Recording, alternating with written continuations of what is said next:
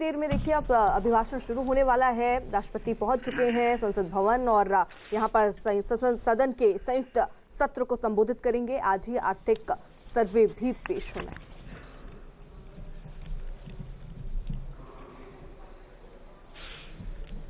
माननीय सदस्यगण, कोरोना वैश्विक महामारी के इस दौर में हो रहा संसद का ये संयुक्त सत्र बहुत महत्वपूर्ण है। नया वर्ष भी है, नया दशक भी है और इसी साल हम आज़ादी के 75वें वर्ष में भी प्रवेश करने वाले हैं।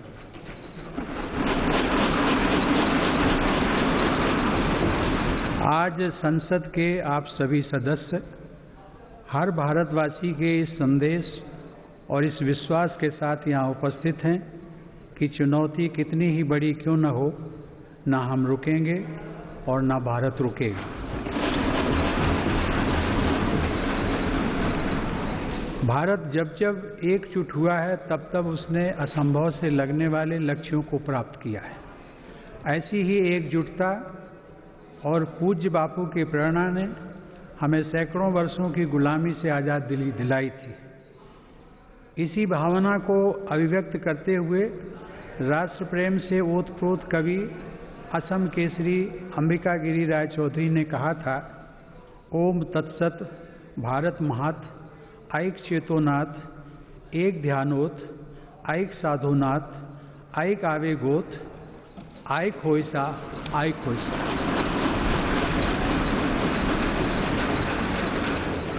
अर्थात भारत की महानता परम सत्य है। एक ही चेतना में, एक ही ध्यान में, एक ही साधना में, एक ही आवेग में, एक हो जाओ, एक हो जाओ। आज हम भारतीयों की यही एकजुटता, यही साधना देश को अनेक आपदाओं से बाहर निकाल कर लाई है।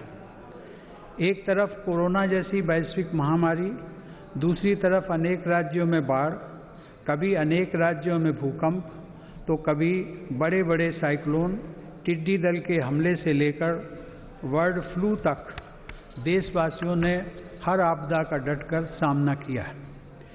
इसी काल में सीमा पर भी अप्रत्याशित तनाव बढ़ा। इतनी आपदाओं से, इतने मोर्चों पर देश एक साथ लड़ा और हर कसौटी पर खरा उतरा। इस दौरान हम सब देशवासियों के अप्रतिम साहस, संयम, अनुशासन और सेवा भाव के भी साक्षी बने हैं। महामारी के खिलाफ इस लड़ाई में हमने अनेक देशवासियों को असमय खोया भी है। हम सभी के प्रिय और पूर्ववर्ती राष्ट्रपति प्रणब मुखर्जी का निधन भी कोरोना काल में हुआ। संसद के 6 सदस्य भी कोरोना की वजह से असमय हमें छोड़कर चले गए। मैं सभी के प्रति अपनी विनम्र श्रद्धांजलि अर्पित करता हूँ। माननीय सदस्यगण, हमारे शास्त्रों में कहा गया है, कृतम में दक्षिणे हस्ते जयो में सव्य आहिता। अर्थात हमारे एक हाथ में कर्तव्य होता है तो दूसरे हाथ में सफलता होती है। कोरोना महामारी के इस समय में जब दुनिया का प्रत्येक व्यक्ति, हर देश इससे प्रभावित हुआ, आज भारत एक नए सामर्थ्य के साथ दुनिया के सामने उभर कर आया है। मुझे संतोष है कि मेरी सरकार के समय पर लिए गए सटीक फैसलों से लाखों देशवासियों का जीवन बचा है। आज देश में कोरोना के नए मरीजों की संख्या भी तेजी से घट रही है और जो संक्रमण से ठीक हो चुके हैं उनकी संख्या भी बहुत अधिक है। माननीय सदस्यगण, जब हम बीते एक वर्ष को याद करते हैं तो हमें स्मरण होता है कि कैसे एक ओर नागरिकों के जीवन की रक्षा की चुनौती थी तो दूसरी तरफ अर्थव्यवस्था की चिंता भी करनी थी। अर्थव्यवस्था को संभालने के लिए रिकॉर्ड आर्थिक पैकेज की घोषणा के साथ ही मेरी सरकार ने इस बात का भी ध्यान रखा कि किसी गरीब को भूखा न रहना पड़े। प्रधानमंत्री गरीब कल्याण योजना के माध्यम से 8 महीनों तक 80 करोड़ लोगों को 5 किलो प्रति माह अतिरिक्त अनाज निःशुल्क सुनिश्चित किया गया। सरकार ने प्रवासी श्रमिकों, कामगारों और अपने घर से दूर रहने वाले लोगों की भी चिंता की। One nation, one ration card की सुविधा देने के साथ ही सरकार ने उन्हें निःशुल्क अनाज मुहैया कराया और उनके लिए श्रमिक स्पेशल ट्रेनें चलवाईं। महामारी के कारण शहरों से वापस आए प्रवासियों को उनके ही गांवों में काम देने के लिए मेरी सरकार ने 6 राज्यों में गरीब कल्याण रोजगार अभियान भी चलाया। इस अभियान की वजह से 50 करोड़ मैन डेज के बराबर रोजगार पैदा हुआ। सरकार ने रेहड़ी पटरी वालों और ठेला लगाने वाले भाई बहनों के लिए विशेष स्वनिधि योजना भी शुरू की। इसके साथ ही करीब 31,000 करोड़ रुपए गरीब महिलाओं के जन धन खातों में सीधे ट्रांसफर भी किए गए। इस दौरान देश भर में उज्ज्वला योजना की लाभार्थी गरीब महिलाओं को 14 करोड़ से अधिक मुफ्त गैस सिलेंडर भी मिले। अपने सभी निर्णयों में मेरी सरकार ने संघीय ढांचे की सामूहिक शक्ति का अद्वितीय उदाहरण भी प्रस्तुत किया है। केंद्र और राज्य सरकारों के बीच इस समन्वय ने लोकतंत्र को मजबूत बनाया है और संविधान की प्रतिष्ठा को सशक्त किया है। माननीय सदस्यगण, आचार्य चाणक्य ने कहा है, तृणम लघु तृणात् तूलम तूलादपि च याचकः वायुना किम न नीतो असो माम्यम या चयस्यति। अर्थात याचना करने वाले को घास के तिनके और रुई से भी हल्का माना गया है। रुई और तिनके को उड़ा ले जाने वाली हवा भी याचक को इसलिए अपने साथ उड़ाकर नहीं ले जाती कि कहीं वह हवा से भी कुछ मांग न ले। इस प्रकार हर कोई याचक से बचता है। इसका अभिप्राय यह है कि यदि अपने महत्व को बढ़ाना है तो दूसरों पर निर्भरता को कम करते हुए आत्मनिर्भर बनना होगा।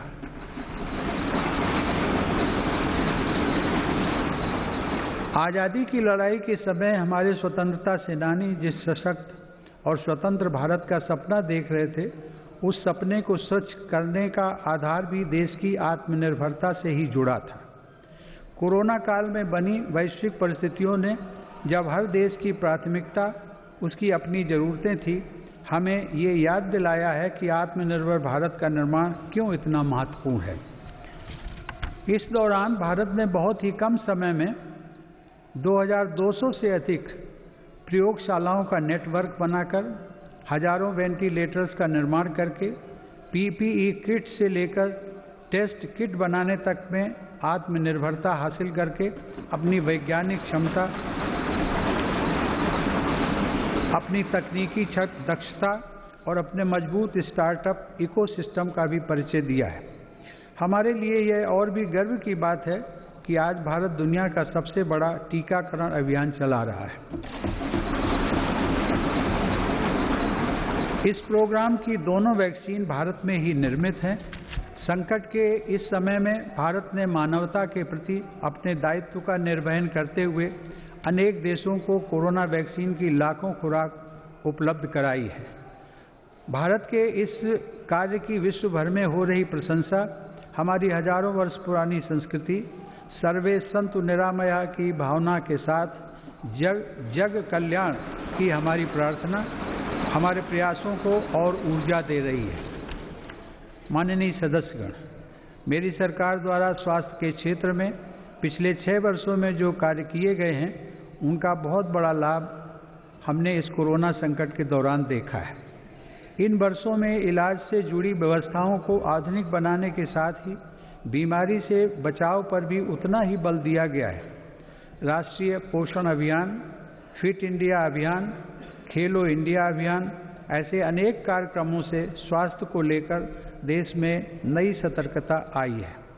आयुर्वेद और योग को बढ़ावा देने के मेरी सरकार के प्रयासों का लाभ भी हमें देखने को मिला है। मेरी सरकार के प्रयासों से आज देश की स्वास्थ्य सेवाएं गरीबों को आसानी से उपलब्ध हो रही हैं तथा बीमारियों पर होने वाला उनका खर्च कम हो रहा है। आयुष्मान भारत प्रधानमंत्री जन आरोग्य योजना के तहत देश में 1.5 करोड़ गरीबों को 5 लाख रुपए तक का मुफ्त इलाज मिला है।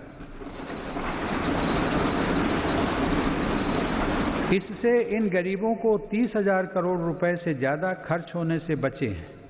आज देश के 24,000 से ज़्यादा अस्पतालों में से किसी में भी आयुष्मान योजना का लाभ लिया जा सकता है। इसी तरह प्रधानमंत्री भारतीय जन औषधि योजना के तहत देश भर में बने 7,000 केंद्रों से गरीबों को बहुत सस्ती दर पर दवाइयां मिल रही हैं। इन केंद्रों में रोजाना लाखों मरीज दवाई खरीद रहे हैं। कीमत कम होने की वजह से मरीजों को सालाना लगभग 3,600 करोड़ रुपए की बचत हो रही है। माननीय सदस्यगण, देश में स्वास्थ्य सेवाओं के विस्तार के लिए मेडिकल शिक्षा का विस्तार भी अत्यंत आवश्यक है। साल 2014 में देश में सिर्फ 387 मेडिकल कॉलेज थे, लेकिन आज देश में 562 मेडिकल कॉलेज हैं। बीते 6 वर्षों में अंडर ग्रेजुएट और पोस्ट ग्रेजुएट चिकित्सा शिक्षा में 50,000 से ज़्यादा सीटों की वृद्धि हुई है। प्रधानमंत्री स्वास्थ्य सुरक्षा योजना के तहत सरकार ने 22 नए एम्स को भी मंजूरी दी है।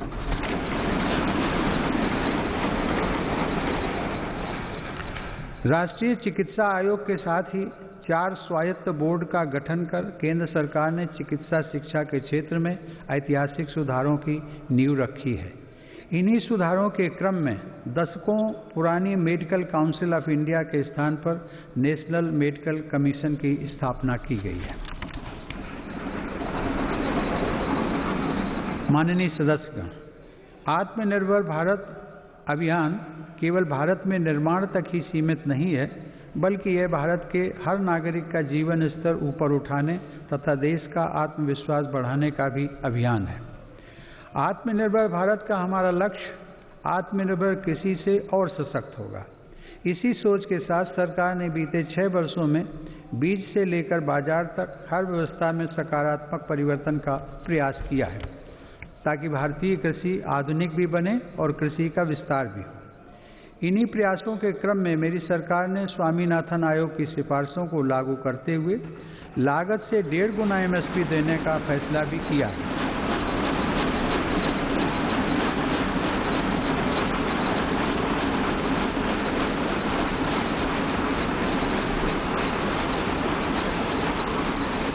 मेरी सरकार आज न सिर्फ MSP पर रिकॉर्ड मात्रा में खरीद कर रही है, बल्कि खरीद केंद्रों की संख्या को भी बढ़ा रही है।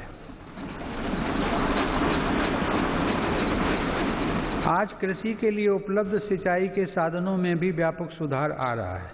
पर ड्रॉप मोर क्रॉप के मंत्र पर चलते हुए सरकार पुरानी सिंचाई परियोजनाओं को पूरा करने के साथ ही सिंचाई के आधुनिक तरीके भी किसानों तक पहुंचा रही है। 2013-14 में जहां 42 लाख हेक्टेयर जमीन में ही माइक्रो इरिगेशन की सुविधा थी, वहीं आज 56 लाख हेक्टेयर से ज़्यादा अतिरिक्त जमीन को माइक्रो इरिगेशन से जोड़ा जा चुका है। मुझे खुशी है कि सरकार के इन प्रयासों को हमारे किसान अपने परिश्रम से और आगे बढ़ा रहे हैं। आज देश में खाद्यान्न उपलब्धता रिकॉर्ड स्तर पर है। वर्ष 2008-9 में जहां देश में 234 मिलियन टन खाद्यान्न की पैदावार हुई थी, वहीं साल 2019-20 में देश की पैदावार बढ़कर 296 मिलियन टन तक पहुंच गई है। इसी अवधि में सब्जी और फलों का उत्पादन भी 215 मिलियन टन से बढ़कर अब 320 मिलियन टन तक पहुंच गया है। मैं इसके लिए देश के किसानों का अभिनंदन करता हूं। माननीय सदस्यगण, समय की मांग है कि कृषि क्षेत्र में हमारे जो छोटे और सीमांत किसान हैं, जिनके पास सिर्फ 1 या 2 हेक्टेयर जमीन होती है, उन पर विशेष ध्यान दिया जाए। देश के सभी किसानों में से 80% से ज़्यादा ये छोटे किसान ही हैं और इनकी संख्या 10 करोड़ से ज़्यादा है। मेरी सरकार की प्राथमिकताओं में ये छोटे और सीमांत किसान भी हैं। ऐसे किसानों के छोटे छोटे खर्च में सहयोग करने के लिए PM किसान सम्मान निधि के जरिए उनके उनके खातों में लगभग 1,13,000 करोड़ से अधिक रुपए सीधे ट्रांसफर किए जा चुके हैं। प्रधानमंत्री फसल बीमा योजना का लाभ भी देश के छोटे किसानों को हुआ है। इस योजना के तहत पिछले 5 वर्षों में किसानों को 17,000 करोड़ रुपए प्रीमियम के एवज में लगभग 90,000 करोड़ रुपए की राशि मुआवजे के तौर पर मिली है। देश के छोटे किसानों को साथ जोड़कर 10,000 किसान उत्पादक संगठनों यानी फार्मर प्रोड्यूसर ऑर्गेनाइजेशंस को स्थापित करने का अभियान एक ऐसा ही प्रभावशाली कदम है। इससे इन छोटे किसानों को समृद्ध किसानों की तरह बेहतर तकनीक, ज़्यादा ऋण, पोस्ट हार्वेस्टिंग प्रोसेसिंग एवं मार्केटिंग की सुविधाएं और प्राकृतिक आपदा के समय सुरक्षा मिलनी सुनिश्चित हुई है। इससे किसानों को अपनी फसल की ज़्यादा कीमत और ज़्यादा बचत का विकल्प भी मिला है। माननीय सदस्यगण, व्यापक विमर्श के बाद संसद ने 7 महीने पूर्व 3 महत्वपूर्ण कृषि सुधार, कृषक उपज व्यापार और कृषक संवर्धन और सरलीकरण विधेयक, कृषि सशक्तिकरण और संरक्षण, कीमत आश्वासन और कृषि सेवा करार विधेयक और आवश्यक वस्तु संशोधन विधेयक पारित किए हैं। इन कृषि सुधारों का सबसे बड़ा लाभ भी 10 करोड़ से अधिक छोटे किसानों को तुरंत मिलना शुरू हुआ।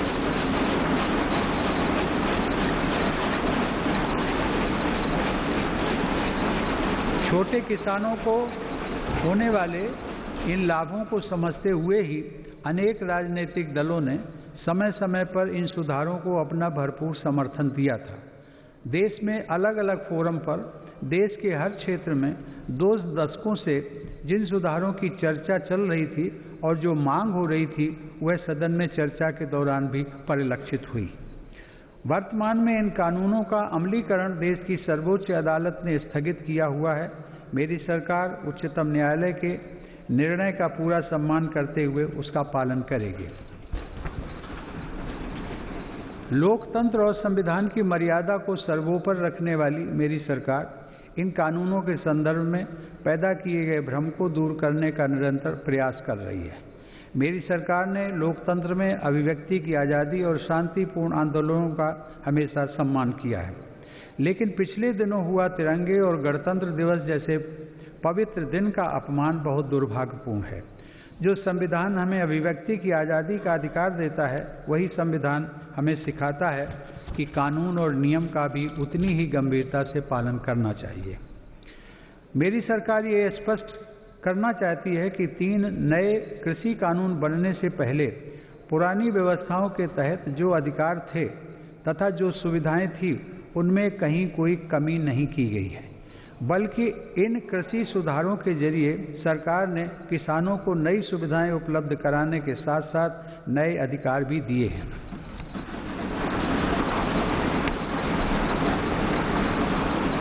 माननीय सदस्यगण, कृषि को और लाभकारी बनाने के लिए मेरी सरकार आधुनिक कृषि इंफ्रास्ट्रक्चर पर भी विशेष ध्यान दे रही है। इसके लिए 1 लाख करोड़ रुपए के एग्रीकल्चर इंफ्रास्ट्रक्चर फंड की शुरुआत की गई है। देश भर में शुरू की गई किसान रेल भारत के किसानों को नया बाजार उपलब्ध कराने में नया अध्याय लिख रही है। यह किसान रेल एक तरह से चलता फिरता कोल्ड स्टोरेज है। अब तक 100 से ज़्यादा किसान रेलें चलाई जा चुकी हैं, जिनके माध्यम से 38,000 टन से ज़्यादा अनाज और फल सब्जियां एक क्षेत्र से दूसरे क्षेत्र तक किसानों द्वारा भेजी गई हैं। माननीय सदस्यगण, किसानों की आय बढ़ाने के लिए मेरी सरकार ने पशुधन को आय के स्रोत के रूप में स्थापित करने पर भी विशेष जोर दिया है। इसी का परिणाम है कि देश का पशुधन पिछले 5 वर्षों में सालाना 8.2% की दर से बढ़ रहा है। सरकार ने डेयरी क्षेत्र में बुनियादी ढांचे की स्थापना और निवेश को प्रोत्साहित करने के लिए 15,000 करोड़ रुपए के पशुपालन अवसंरचना विकास कोष की स्थापना भी की है। मेरी सरकार ने पशुपालन और मत्स्य पालन को भी कृषि क्षेत्र की तरह ही किसान क्रेडिट कार्ड की सुविधा दी है। देश में प्रधानमंत्री मत्स्य संपदा योजना के माध्यम से मछुआरों की आय को बढ़ाने के लिए भी काम हो रहा है। इस क्षेत्र में अगले 5 सालों में लगभग 20,000 करोड़ रुपए का निवेश करने की योजना है। किसानों की आमदनी बढ़ाने के लिए मेरी सरकार अन्नदाता को ऊर्जादाता बनाने का भी अभियान चला रही है। प्रधानमंत्री कुसुम योजना के तहत किसानों को 20 लाख सोलर पंप दिए जा रहे हैं। सरकार द्वारा गन्ने के सीरे, मक्का, धान इत्यादि से एथनॉल के उत्पादन को भी बढ़ावा दिया जा रहा है। पिछले 6 वर्षों में सरकार की सकारात्मक नीतियों के कारण एथनॉल का उत्पादन 38 करोड़ लीटर से बढ़कर 190 करोड़ लीटर हुआ है। यह उत्पादन इस वर्ष बढ़कर 320 करोड़ लीटर तक हो जाएगा, ऐसी उम्मीद है। एथनॉल देश के किसानों की आय बढ़ाने का एक बड़ा जरिया बनकर उभर रहा है। माननीय सदस्यगण, पूज्य बापू आत्मनिर्भर आदर्श गांव के निर्माण की इच्छा रखते थे। इसी विचार को लेकर चल रही मेरी सरकार आज गांव के बहुआयामी विकास के लिए लगातार काम कर रही है। गांव के लोगों का जीवन स्तर सुधरे, यह मेरी सरकार की प्राथमिकता है। इसका उत्तम उदाहरण 2014 से गरीब ग्रामीण परिवारों के लिए बनाए गए 2 करोड़ घर हैं। वर्ष 2022 तक हर गरीब को पक्की छत देने के लिए प्रधानमंत्री आवास योजना की गति भी तेज की गई है। मेरी सरकार द्वारा शुरू की गई स्वामित्व योजना से अब ग्रामीणों को उनकी संपत्ति पर कानूनी हक मिल रहा है। स्वामित्व के इस अधिकार से अब गांव में भी संपत्तियों पर बैंक लोन लेना, हाउस लोन लेना आसान बनेगा और ग्रामीण क्षेत्रों में आर्थिक गतिविधियां तेज होंगी। इस योजना का भी विशेष लाभ गांव के छोटे उद्यमियों और कुटीर उद्योगों से जुड़े लोगों तथा छोटे किसानों को होगा। माननीय सदस्यगण, बाबा साहेब आम्बेडकर संविधान के मुख्य शिल्पी होने के साथ साथ हमारे देश में वाटर पॉलिसी को दिशा दिखाने वाले भी थे। 8 नवंबर 1945 को कटक में एक कॉन्फ्रेंस के दौरान उन्होंने कहा था, water is wealth, water being the wealth of the people and its distribution being uncertain, the correct approach is not to complain against nature but to conserve water. Baba Saheb की प्रेरणा को साथ लेकर मेरी सरकार जल जीवन मिशन की महत्वाकांक्षी योजना पर काम कर रही है। इसके तहत हर घर जल पहुंचाने के साथ ही जल संरक्षण पर भी तेज गति से काम किया जा रहा है।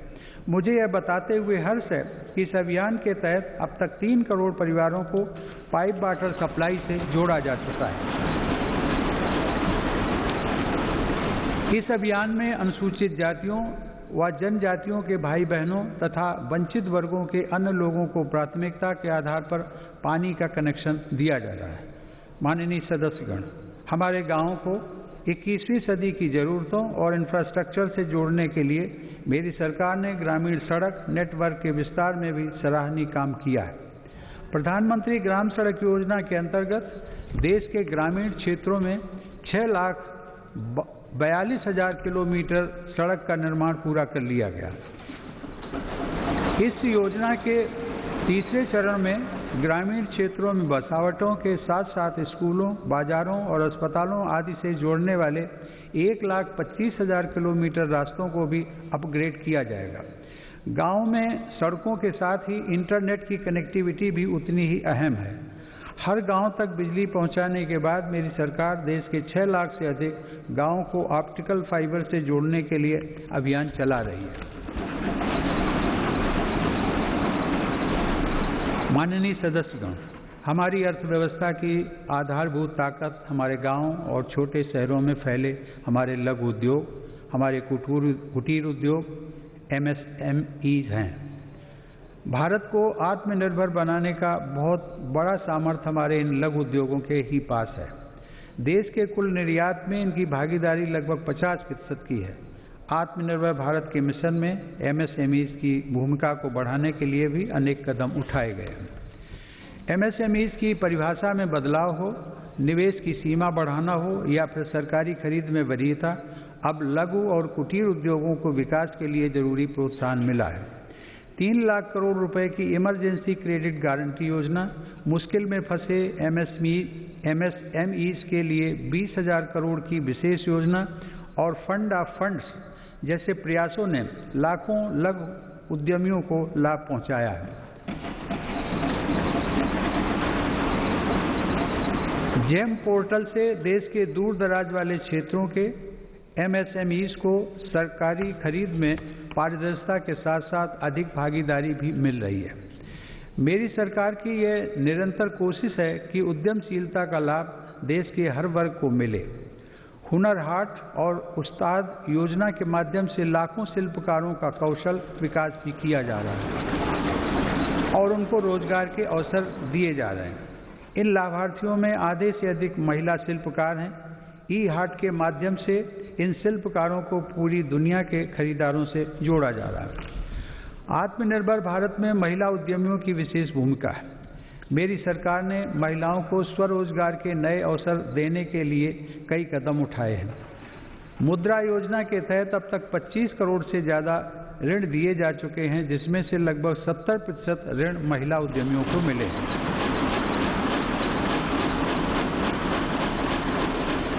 दीनदयाल अंत्योदय योजना राष्ट्रीय ग्रामीण आजीविका मिशन के अंतर्गत देश में आज 7 करोड़ से अधिक महिला उद्यमी करीब 66 लाख स्वयं सहायता समूहों से जुड़ी हुई हैं। बैंकों के माध्यम से इन महिला समूहों को पिछले 6 वर्षों में 3,40,000 करोड़ रुपए का ऋण दिया गया। देश के ग्रामीण क्षेत्रों में कार्यरत महिलाओं के स्वास्थ्य को ध्यान में रखते हुए सरकार 1 रुपए में सुविधा सैनिटरी नैपकिन देने की योजना भी चला रही है। सरकार गर्भवती महिलाओं के मुफ्त चेकअप की मुहिम एवं राष्ट्रीय पोषण अभियान चलाकर उन्हें आर्थिक मदद देकर गर्भवती माताओं एवं शिशुओं के स्वास्थ्य की रक्षा के लिए निरंतर प्रयत्नशील है। इसी का परिणाम है कि देश में मातृ मृत्यु दर 2014 में प्रति लाख 130 से कम होकर 113 तक आ गई है।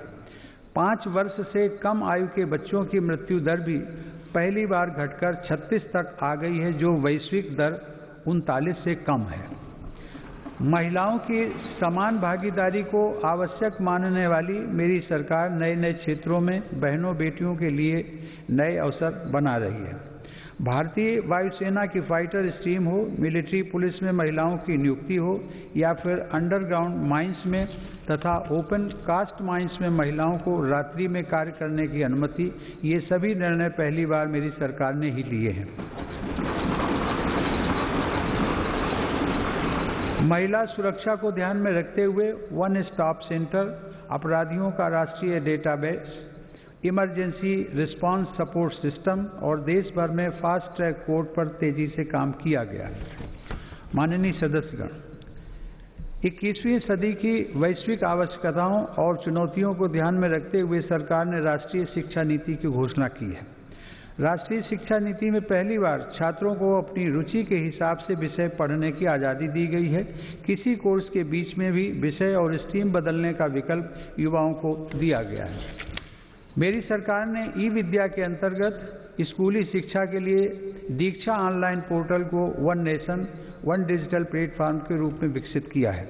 विद्यार्थियों के हितों के लिए संवेदनशील मेरी सरकार ने JEE और नीट परीक्षाओं का भी सफल आयोजन कर उनका 1 साल व्यर्थ होने से बचाया है। माननीय सदस्यगण, मेरी सरकार का मानना है कि सबसे ज़्यादा वंचित वर्गों की सामाजिक और आर्थिक विकास की यात्रा गुणवत्ता युक्त शिक्षा से आरंभ होती है। सरकार की विभिन्न छात्रवृत्ति योजनाओं का लाभ ऐसे ही 3 करोड़ 20 लाख से ज़्यादा विद्यार्थियों को मिल रहा है। इनमें अनुसूचित जाति, पिछड़ा वर्ग, वनवासी एवं जनजातीय वर्ग और अल्पसंख्यक समुदाय के छात्र छात्राएं शामिल हैं। सरकार का प्रयास है कि ज़्यादा से ज़्यादा पात्र और ज़रूरतमंद विद्यार्थियों को छात्रवृत्तियों का लाभ मिले। इसके साथ ही अनुसूचित जाति के विद्यार्थियों को दी जाने वाली पोस्ट मैट्रिक छात्रवृत्ति में केंद्र सरकार के हिस्से को भी बढ़ाया जा रहा है। इसी प्रकार जनजातीय युवाओं की शिक्षा के लिए हर आदिवासी बहुल ब्लॉक तक एकलव्य आवासीय मॉडल स्कूल के विस्तार का काम भी किया जा रहा है। अब तक इस प्रकार के 550 से ज़्यादा स्कूल स्वीकृत किए जा चुके हैं। शिक्षा के साथ साथ नौकरी की प्राथमिकताएं आसान करने और व्यवस्थित करने पर भी मेरी सरकार का जोर है। ग्रुप सी और ग्रुप डी में इंटरव्यू समाप्त करने से युवाओं को बहुत लाभ हुआ है।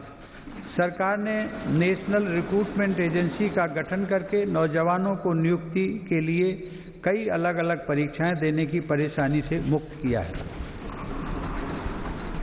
माननीय सदस्यगण, मेरी सरकार सबका साथ, सबका विकास, सबका विश्वास के मंत्र के साथ देश के हर क्षेत्र और हर वर्ग के विकास को प्राथमिकता दे रही है। दिव्यांगजनों की मुश्किलों को कम करने के लिए देश भर में हजारों इमारतों को, सार्वजनिक बसों और रेलवे को सुगम बनाया गया है। लगभग 700 वेबसाइटों को दिव्यांगजनों के अनुकूल तैयार किया गया है। इसी तरह ट्रांसजेंडर व्यक्तियों को भी बेहतर सुविधाएं और समान अवसर देने के लिए transgender persons protection of rights act लागू किया गया है। डी नोटिफाइड नोमैडिक एवं सेमी नोमैडिक कम्युनिटीज यानी विमुक्त, घुमंतु और अर्धघुमंतु समुदायों के लिए भी विकास एवं कल्याण बोर्ड की स्थापना की गई है। विकास की दौड़ में पीछे रह गए देश के 112 आकांक्षी जिलों में मेरी सरकार प्राथमिकता के आधार पर विकास योजनाओं को लागू कर रही है। इसका बहुत बड़ा लाभ आदिवासी भाई बहनों को हो रहा है। आदिवासियों की आजीविका के प्रमुख साधन यानी वन उपज की मार्केटिंग और वन उपज आधारित छोटे उद्योगों की स्थापना का काम भी जारी है। ऐसी कोशिशों से लगभग 600 करोड़ रुपए की अतिरिक्त राशि जनजातीय परिवारों तक पहुंची है। सरकार द्वारा 46 वन उपजों पर MSP 90% तक बढ़ाई गई है।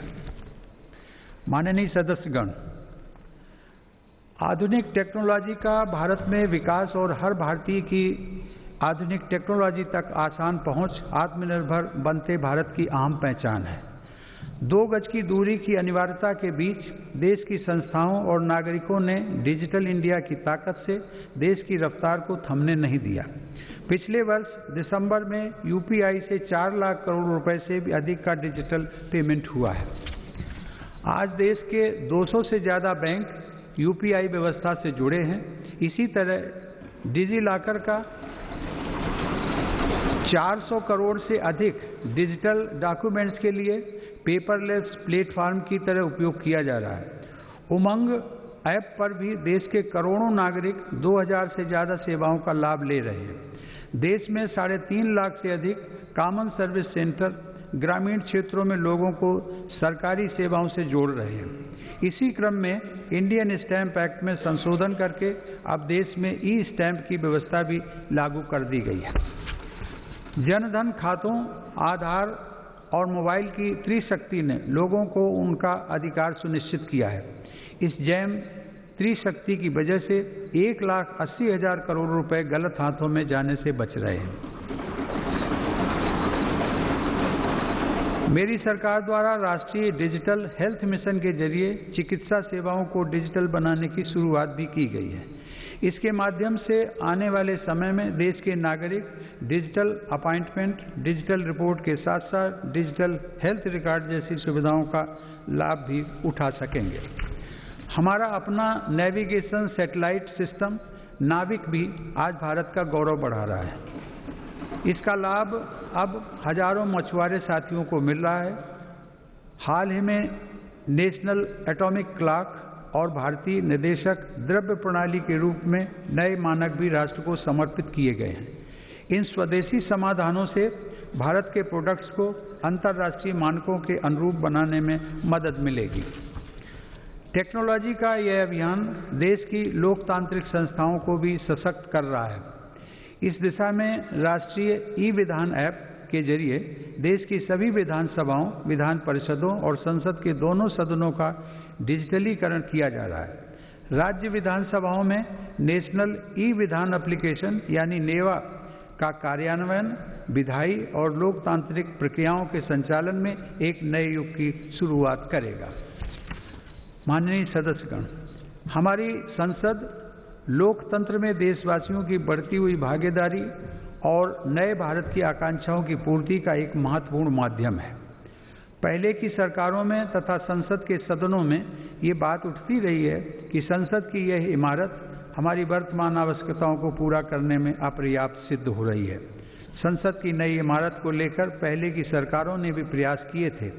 यह सुखद संयोग है कि आज़ादी के 75वें वर्ष की तरफ बढ़ते हुए हमारे देश ने संसद की नई इमारत का निर्माण शुरू कर दिया।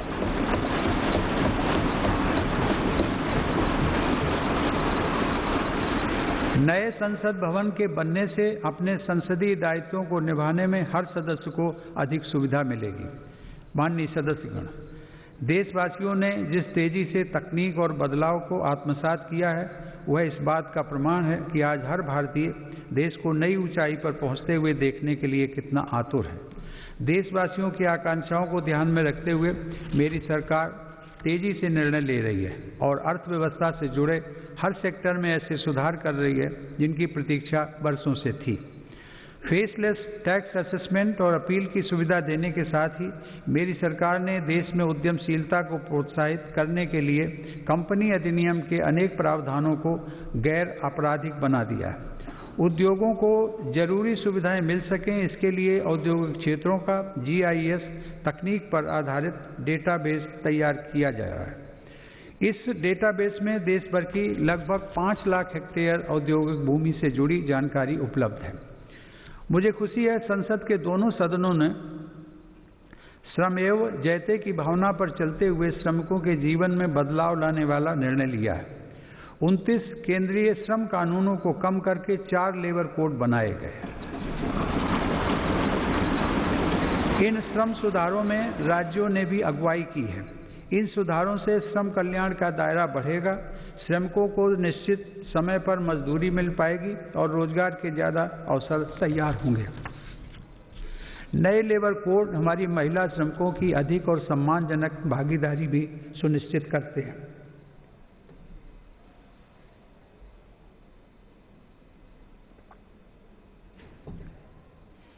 उद्योगों के लिए श्रम के साथ साथ आसान पूंजी भी बहुत आवश्यक है।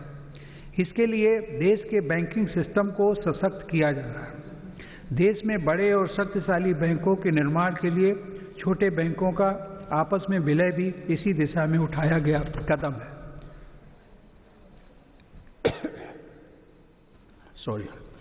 मैन्युफैक्चरिंग से जुड़े 10 सेक्टर्स के लिए पहली बार देश में लगभग 1.5 लाख करोड़ रुपए की प्रोडक्शन लिंक्ड इंसेंटिव स्कीम लागू की गई है। इसका लाभ इलेक्ट्रॉनिक्स सहित अनेक दूसरे सामान की मैन्युफैक्चरिंग में दिखने भी लगा है। देश और विदेश की अनेक बड़ी कंपनियों ने भारत में इन योजनाओं के तहत काम शुरू कर दिया है। मेरी सरकार भारत में बने सामान के उपयोग के लिए जन भागीदारी को प्रोत्साहित कर रही है। आज वोकल फॉर लोकल देश में जन आंदोलन का रूप ले चुका है।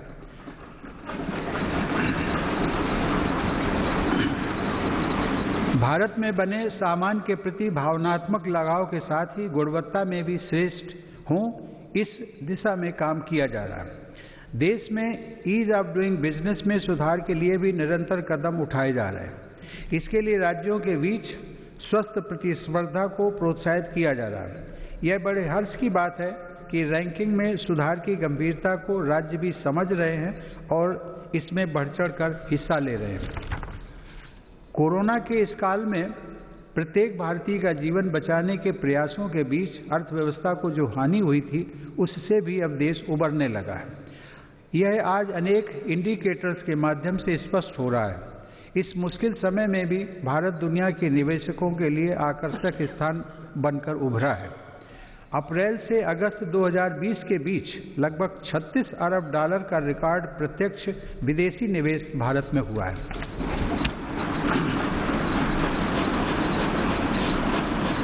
माननीय सदस्यगण, मेरी सरकार मानती है कि देश में आधुनिक इंफ्रास्ट्रक्चर का निर्माण नए और आत्मनिर्भर भारत के लिए मजबूत नींव का काम करेगा।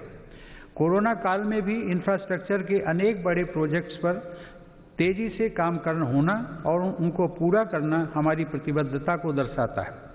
चेन्नई से पोर्ट ब्लेयर तक सबमरीन ऑप्टिकल फाइबर केबल हो, अटल टनल हो या फिर 4 धाम सड़क परियोजना, हमारा देश विकास के कार्यों को आगे बढ़ाता रहा। कुछ दिन पहले ही पूर्वी और पश्चिमी डेडिकेटेड फ्रेट कॉरिडोर के सेक्शंस देश को समर्पित किए गए। ये फ्रेट कॉरिडोर पूर्वी भारत में औद्योगिकरण को प्रोत्साहन देने के साथ ही रेल यात्रा में होने वाली अनावश्यक देरी को भी कम करेंगे। देश के इंफ्रास्ट्रक्चर को आधुनिक रूप देने के लिए मेरी सरकार 110 लाख करोड़ रुपए से अधिक की नेशनल इंफ्रास्ट्रक्चर पाइपलाइन पर भी काम कर रही है। साथ ही भारतमाला परियोजना के पहले चरण में 6 नए एक्सप्रेसवे और 18 नए एक्सेस कंट्रोल्ड कॉरिडोर्स का निर्माण चल रहा है। गुजरात के हजीरा और घोघा के बीच शुरू की गई रो पैक्स फेरी सेवा हो या फिर केवड़िया और साबरमती रिवर फ्रंट के बीच सी प्लेन सेवा, ये भारत में वाटर ट्रांसपोर्ट को नया आयाम दे रहे हैं। दुनिया की सबसे ऊंची सरदार पटेल की प्रतिमा का गौरव अपने साथ रखने वाले केवड़िया से अब देश के अनेक शहरों से सीधे ट्रेनें भी चलने लगी। माननीय सदस्यगण, देश को गैस बेस्ड इकोनॉमी बनाने के लिए गैस कनेक्टिविटी पर भी तेज गति से काम किया जा रहा है। कुछ दिनों पहले ही कोच्चि मैंगलोर गैस पाइपलाइन का लोकार्पण किया गया है। डोभी दुर्गापुर गैस पाइपलाइन का निर्माण ऊर्जा गंगा का प्रवाह बढ़ा रहा है। यह पाइपलाइन पश्चिम बंगाल तक जाएगी और पूर्वी भारत के विभिन्न उद्योगों, विशेषकर खाद कारखानों को गैस उपलब्ध कराएगी। इसी तरह तमिलनाडु के खाद कारखाने और अन्य औद्योगिक इकाइयों को गैस पाइपलाइन से जोड़ने के लिए तूतीकोरन रामनाथपुरम गैस पाइपलाइन पर तीव्र गति से कार्य चल रहा है। माननीय सदस्यगण, मेरी सरकार देश में शहरीकरण के विकास को एक अवसर के रूप में देखती है। इसलिए शहरी इंफ्रास्ट्रक्चर का व्यापक निवेश किया जा रहा है। शहरों में गरीबों के लिए स्वीकृत 1 करोड़ से अधिक घरों में से करीब 40 लाख का निर्माण पूरा हो चुका है। कुछ दिन पहले देश के 6 शहरों में आधुनिक टेक्नोलॉजी आधारित घर बनाने का काम भी शुरू किया गया है। शहरों में काम करने वाले श्रमिकों को बेहतर आवास मिल सके, इसके लिए उचित किराए वाली योजना भी शुरू की गई है। शहरों में कनेक्टिविटी से जुड़ा इंफ्रास्ट्रक्चर भी सरकार की प्राथमिकता है। आज देश के 27 शहरों में मेट्रो सेवा के विस्तार के लिए काम चल रहा है। कुछ दिन पहले ही दिल्ली मेट्रो के एक रूट पर ड्राइवरलेस मेट्रो का परिचालन भी किया गया।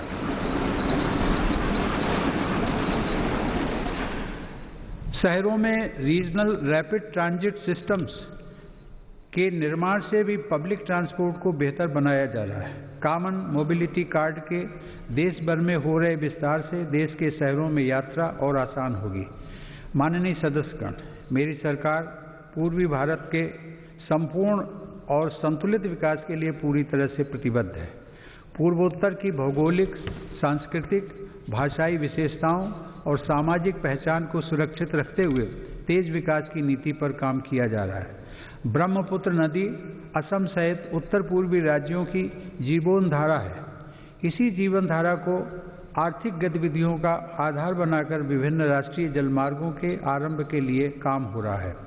इसका लाभ पूर्वोत्तर के किसानों, युवाओं और उद्यमियों को सभी को मिलेगा। अर्थ ब्रह्मपुत्र प्रोग्राम से इंटीग्रेटेड नेशनल वाटरवेज का विकास कर ब्रह्मपुत्र और बराक नदी को विकास की धारा बनाने का प्रयास जारी है। मेरी सरकार ने पूर्वोत्तर में स्थायी शांति के लिए संवेदनशीलता और सहभागिता की जिस नीति के साथ काम किया, उसका लाभ आज साफ दिख रहा है। आज पूर्वोत्तर में उग्रवाद समाप्ति की ओर है और हिंसा की घटनाओं में बड़ी कमी आई है। हिंसा के रास्ते पर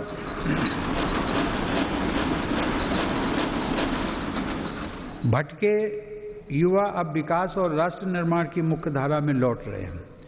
ब्रू शरणार्थियों के पुनर्वास को शांति और सौहार्द के साथ पूरा किया जा रहा है। इसी प्रकार ऐतिहासिक बोडो शांति समझौता भी हुआ है, जिसे सफलतापूर्वक लागू किया गया। समझौता होने के बाद इस बार बोडो टेरिटोरियल काउंसिल के चुनाव भी सफलता के साथ पूरे हुए हैं। माननीय सदस्यगण, मेरी सरकार देश की एकता और अखंडता को चुनौती देने वाली ताकतों से निपटने के लिए हर स्तर पर प्रयासरत है। एक तरफ जहां हिंसा प्रभावित क्षेत्रों में विकास को बढ़ावा दिया जा रहा है, वहीं दूसरी तरफ हिंसा फैलाने वाली ताकतों पर भी कड़ाई बरती जा रही है। इसी का परिणाम है कि नक्सली हिंसा की घटनाओं में बड़ी कमी आई है और नक्सल प्रभावित क्षेत्र का दायरा सिमट रहा है। मेरी सरकार की विकास नीति को जम्मू कश्मीर के लोगों ने भी भरपूर समर्थन दिया है। कुछ सप्ताह पहले ही आज़ादी के बाद पहली बार जम्मू कश्मीर में जिला परिषद के चुनाव सफलता के साथ संपन्न हुए।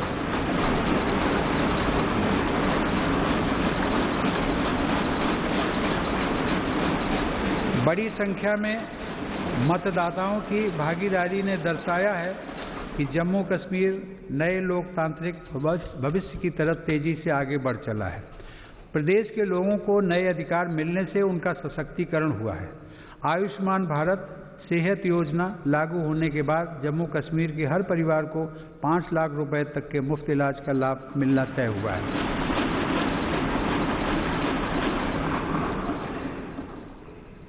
जम्मू में सेंट्रल एडमिनिस्ट्रेटिव ट्रिब्यूनल की एक बेंच भी स्थापित की गई है। केंद्र शासित प्रदेश बनने के बाद कुछ महीने पहले लद्दाख स्वायत्त पर्वतीय विकास परिषद के चुनाव की प्रक्रिया भी सफलतापूर्वक संपन्न हुई है। अब लद्दाख के लोग स्वयं अपने प्रदेश के विकास से जुड़े निर्णय और तेजी से ले रहे हैं। माननीय सदस्यगण, इस कोरोना काल में हम जब देश के भीतर आपदाओं से निपट रहे थे, तब हमारी सीमा पर भी देश के सामर्थ्य को चुनौती देने के प्रयास किए गए।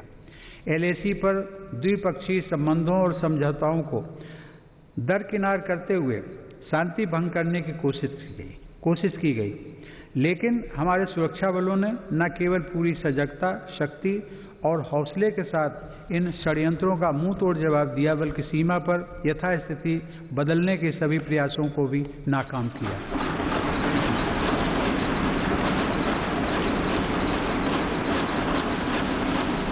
हमारे जांबाजों ने जिस संयम, शौर्य और पराक्रम का परिचय दिया, उसकी जितनी भी सराहना की जाए कम है।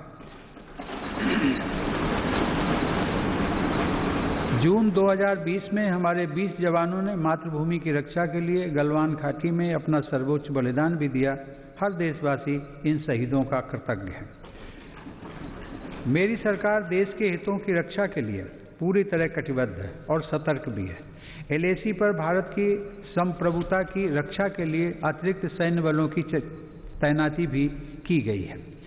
माननीय सदस्यगण, हमारे स्वाधीनता संग्राम के दौरान देशभक्ति के अमर गीतों की रचना करने वाले मलयालम के श्रेष्ठ कवि वल्लथोल ने कहा है, भारतम ऐन्ना पेरुकेट्टाल अभिमाना पूरिदम आगनम अंतरंगम।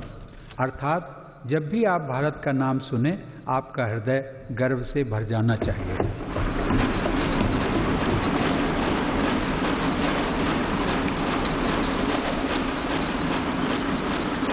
मेरी सरकार भविष्य के भारत की व्यापक भूमिका को देखते हुए अपनी सैन्य तैयारियों को सशक्त करने में जुटी है। आज अनेक आधुनिक साजो सामान भारत की सैन्य क्षमता का हिस्सा बन रहे हैं। रक्षा क्षेत्र में आत्मनिर्भरता पर भी सरकार का जोर है। कुछ दिन पहले ही सरकार ने HAL को 83 स्वदेशी लड़ाकू विमान तेजस के निर्माण का ऑर्डर दिया है। इस पर 48,000 करोड़ रुपए खर्च होंगे। सरकार द्वारा मेक इन इंडिया को बढ़ावा देने के लिए रक्षा से जुड़े 100 से अधिक सामानों के आयात पर रोक लगा दी गई है। इसी तरह supersonic torpedo, quick reaction missile, tank और स्वदेशी राइफलों सहित अनेक अत्याधुनिक हथियार देश में ही बन रहे हैं। आज भारत रक्षा सामान के निर्यात के क्षेत्र में भी तेजी से अपनी हिस्सेदारी बढ़ा रहा है। माननीय सदस्यगण, Indian National Space Promotion and Authorisation Centre अर्थात इन स्पेस का गठन स्पेस सेक्टर में बड़े सुधारों को गति देगा। आज हमें गर्व है कि इसरो के वैज्ञानिक चंद्रयान 3, गगनयान और स्मॉल सैटेलाइट लॉन्च व्हीकल जैसे महत्वपूर्ण अभियानों पर काम कर रहे हैं। परमाणु ऊर्जा में भी देश तेजी से आत्मनिर्भरता की तरफ बढ़ रहा है। कुछ महीने पहले काकरापार में देश के पहले स्वदेशी प्रेशराइज्ड हैवी वाटर रिएक्टर का सफल परीक्षण किया गया।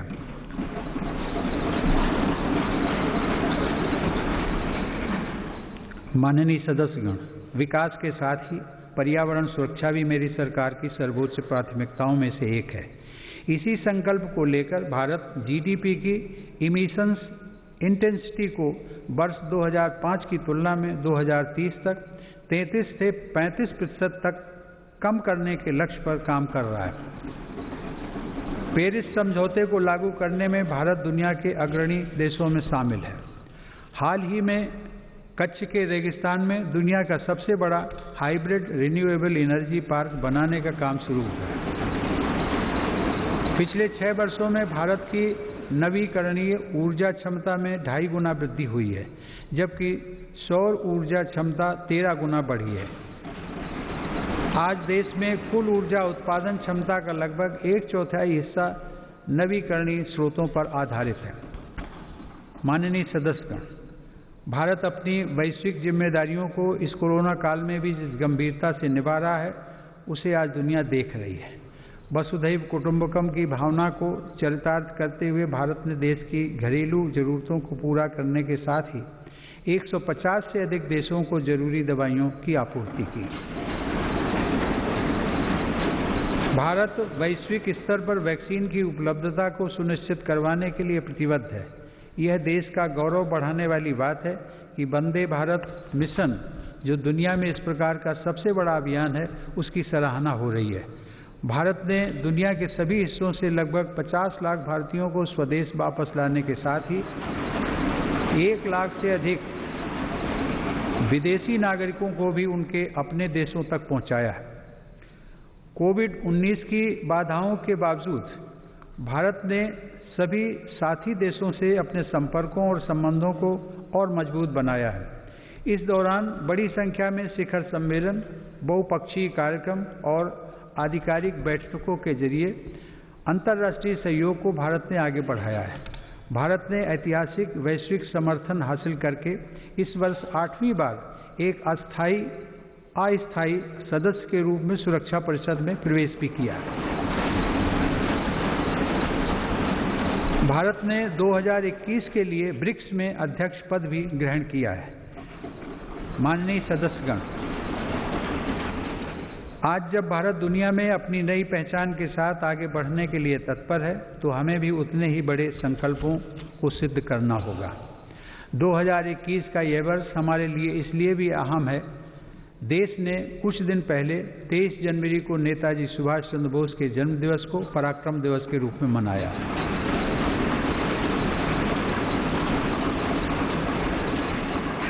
यह वर्ष नेताजी की 125वीं जन्म जयंती का वर्ष भी है। नेताजी की जयंती को बड़े पैमाने पर मनाने के लिए मेरी सरकार ने एक उच्च स्तरीय समिति का गठन किया है। हम सबके पूज्य गुरु तेग बहादुर का 400वां प्रकाश पर्व भी हम पूरी श्रद्धा के साथ मनाएंगे। इन समारोहों के साथ ही देश की स्वतंत्रता के 75वें वर्ष के उपलक्ष्य में अमृत महोत्सव का शुभारंभ भी इसी वर्ष हो जाएगा। माननीय सदस्यगण, विगत वर्ष में सामूहिकता की जिस शक्ति का हमने साक्षात्कार किया है, उसी शक्ति से हमें नए लक्ष्यों को प्राप्त करना है। पिछले कुछ वर्षों में देश ने अनेक ऐसे काम कर दिखाए हैं जिनको कभी बहुत कठिन माना जाता था। आर्टिकल 370 के प्रावधानों के हटने के बाद जम्मू कश्मीर के लोगों को नए अधिकार मिले हैं।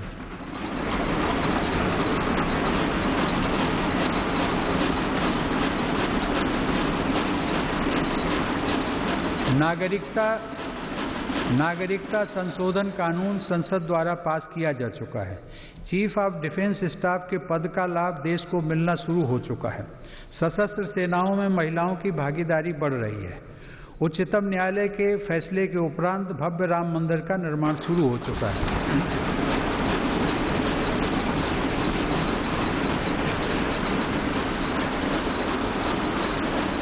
ईज ऑफ डूइंग बिजनेस की रैंकिंग में भारत ने रिकॉर्ड सुधार किया है।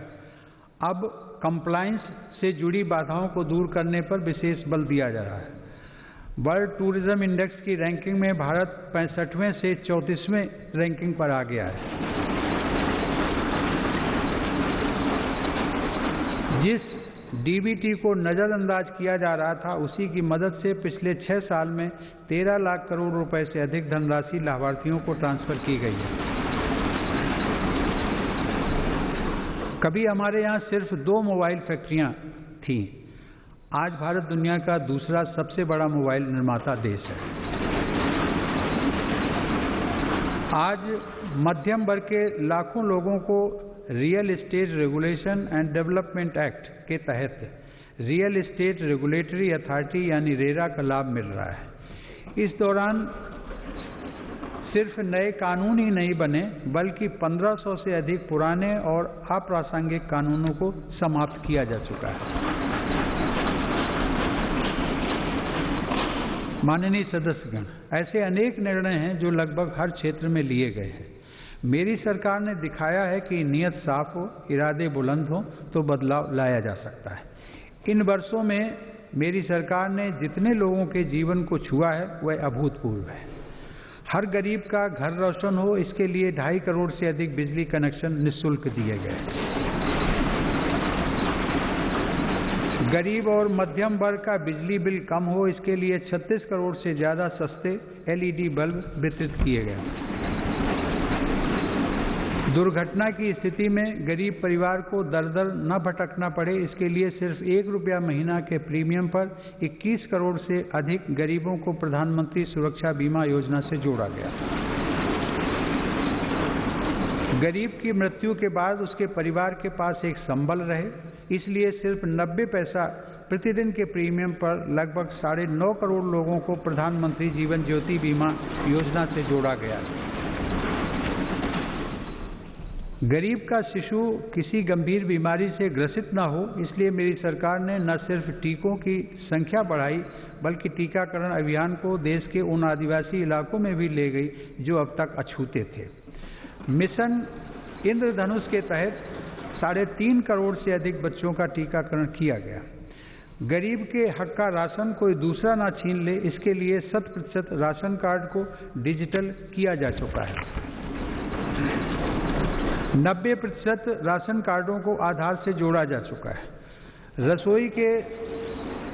रसोई के धुएं से गरीब बहन बेटी की सेहत न खराब हो, इसके लिए उज्ज्वला योजना के तहत 8 करोड़ से ज़्यादा मुफ्त कनेक्शन दिए गए।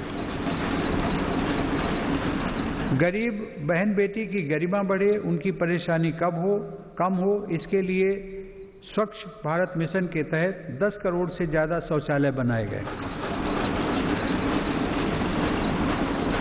घर में काम करने वाले भाई बहन, गाड़ी चलाने वाले, जूता सिलने वाले, कपड़ा प्रेस करने वाले, खेतिहर मजदूर, ऐसे गरीब साथियों को भी पेंशन मिले, इसके लिए प्रधानमंत्री श्रम योगी मान धन योजना चलाई गई। गरीब को बैंकिंग व्यवस्था का लाभ मिले, इसके लिए 41 करोड़ से अधिक गरीबों के जनधन खाते खोले गए। इनमें से आधे से अधिक खाते हमारी गरीब बहनों और बेटियों के हैं। माननीय सदस्यगण, ये सिर्फ आंकड़े नहीं हैं, इनमें से हर आंकड़ा अपने आप में एक जीवन गाथा है। इस संसद के अनेक सदस्यों ने अपने जीवन का बहुत लंबा समय इन्हीं परिस्थितियों में गुजारा है। हमारे जिस कार्य से गरीब भाई बहनों की चिंता, उनका दुख और तकलीफ कम हो सके, उन्हें अधिक से अधिक मूलभूत सुविधाओं के साथ जोड़कर सशक्तिकरण और आत्मसम्मान के पथ पर आगे बढ़ाया जा सके, ऐसा प्रत्येक कार्य इस संसद में हमारी उपस्थिति को सार्थक बनाएगा। मुझे गर्व है कि मेरी सरकार पूरी निष्ठा और ईमानदार नीयत के साथ पिछले 6 वर्षों से इस दिशा में निरंतर काम कर रही है, फैसले ले रही है तथा उन्हें लागू कर रही है। माननीय सदस्यगण, वीरता, अध्यात्म और प्रतिभाओं की भूमि पश्चिम बंगाल के सपूत गुरुदेव रविंद्रनाथ टैगोर के बड़े भाई ज्योतिरिंद्रनाथ टैगोर ने देश प्रेम से भरे एक ओजस्वी गीत की रचना की थी। उन्होंने लिखा था, चौल रे सौबे भारोत संतान, मातृभूमि कोरे आवाहन, वीर ओ दौर पे पौरुष गौरवे सादरे साध सावे देशेर कल्याण। अर्थात मातृभूमि आह्वान कर रही है कि भारत की संतानों सभी मिलजुल कर चलते रहो, वीरता के स्वाभिमान तथा पौरुष के गर्व के साथ तुम सभी देश के कल्याण की निरंतर कामना करते रहो। आइए हम सब मिलकर आगे बढ़ें, सभी देशवासी मिलकर आगे बढ़ें, अपना कर्तव्य निभाएं और राष्ट्र निर्माण में अपना योगदान दें। आइए भारत को आत्मनिर्भर बनाएं।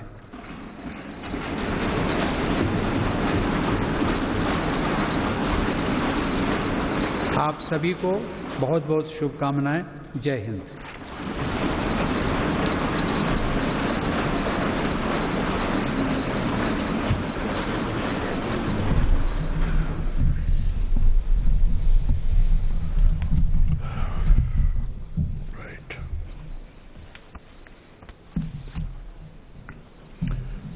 Honorable President, I wish to read some paragraphs from the English version of your address to both the House of Parliament assembled together today, and the rest of the address may be considered as read. Honorable members, this joint sitting of the Parliament, which is being held during the time of the coronavirus pandemic, has great significance. It is the beginning of the new year and a new decade.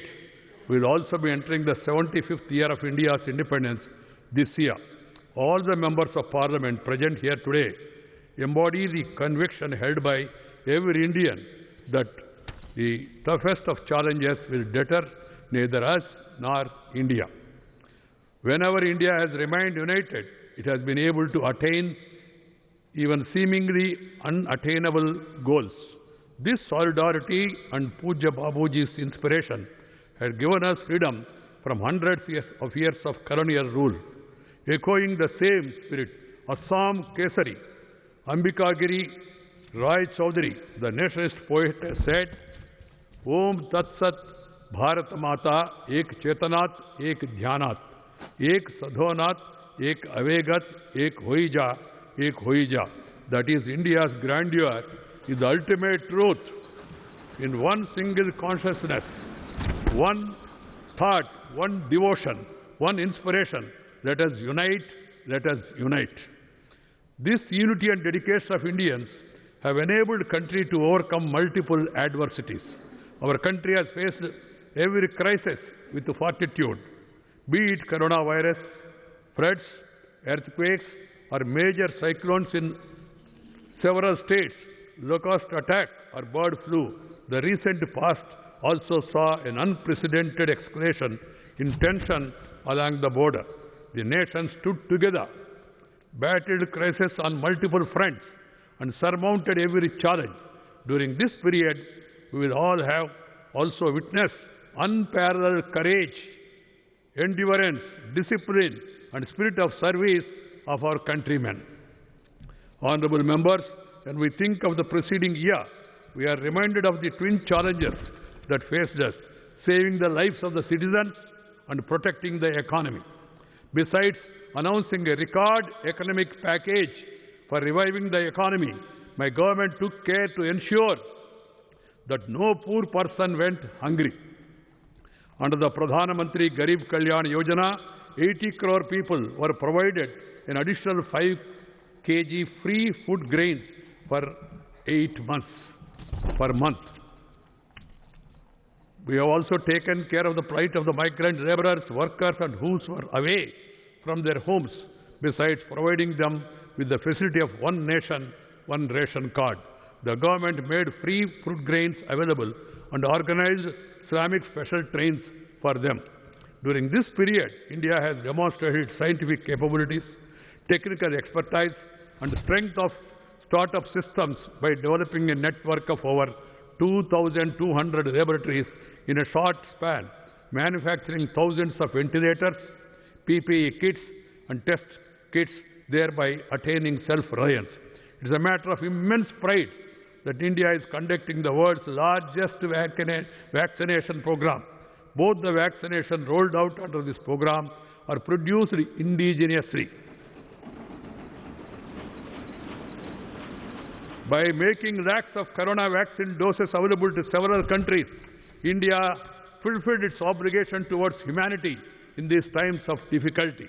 The accolades being showered on India globally for this work, along with the essence of our age-old cultural tradition of Sarve Santu Niramaya and endeavor to work for human welfare, is imparting strength to our efforts. Atmanirbhar Bharat is not just confined to manufacturing in India, but also campaign aimed at elevating the standard of living of every Indian, as well as boosting the self-confidence of the country. Our goal of an Atmanirbhar Bharat will be further strengthened by self-reliance in agriculture. With this idea, the government have, for the last 6 years, attempted to bring positive transformation in the seed-to-market system so that the Indian agriculture is modernized and also sees growth. In pursuance of these efforts, my government decided to implement the recommendations of the Swaminathan Commission report and increase the MSP by at least 1.5 times of the cost of production. Today, my government is not only purchasing record quantities at the MSP, but also increasing the number of procurement centers across the country. I am happy to say that their hard work, our farmers are augmenting the efforts of the government. Today, the food grain availability in the country is at a record high, 2000. तो राष्ट्रपति के अभिभाषण के साथ ही संसद के budget सत्र की शुरुआत हो गई। बजट सत्र की शुरुआत में राष्ट्रपति ने किसानों और खेती को बढ़ावा देने के लिए किए गए सरकार के कामकाज को गिनाया। राष्ट्रपति ने अपने अभिभाषण में स्वामीनाथन कमीशन की सिफारिशों के मुताबिक किसानों को आर्थिक रूप से मजबूत करने की कोशिश की जानकारी दी। राष्ट्रपति ने अपने अभिभाषण में 26 जनवरी को लाल किले पर हुए हंगामे पर भी नाराजगी जताई और कहा कि अभिव्यक्ति की आजादी की आड़ में इस तरह की हरकतों को सही नहीं ठहराया जा सकता। मेरी सरकार ने लोकतंत्र में अभिव्यक्ति की आज़ादी और शांतिपूर्ण आंदोलनों का हमेशा सम्मान किया है, लेकिन पिछले दिनों हुआ तिरंगे और गणतंत्र दिवस जैसे पवित्र दिन का अपमान बहुत दुर्भाग्यपूर्ण है। जो संविधान हमें अभिव्यक्ति की आज़ादी का अधिकार देता है, वही संविधान हमें सिखाता है कि कानून और नियम का भी उतनी ही गंभीरता से पालन करना चाहिए। मेरी सरकार ये स्पष्ट करना चाहती है कि 3 नए कृषि कानून बनने से पहले पुरानी व्यवस्थाओं के तहत जो अधिकार थे तथा जो सुविधाएं थी, उनमें कहीं कोई कमी नहीं की गई है, बल्कि इन कृषि सुधारों के जरिए सरकार ने किसानों को नई सुविधाएं उपलब्ध कराने के साथ साथ नए अधिकार भी दिए हैं। राष्ट्रपति ने कहा कि तीनों कृषि सुधार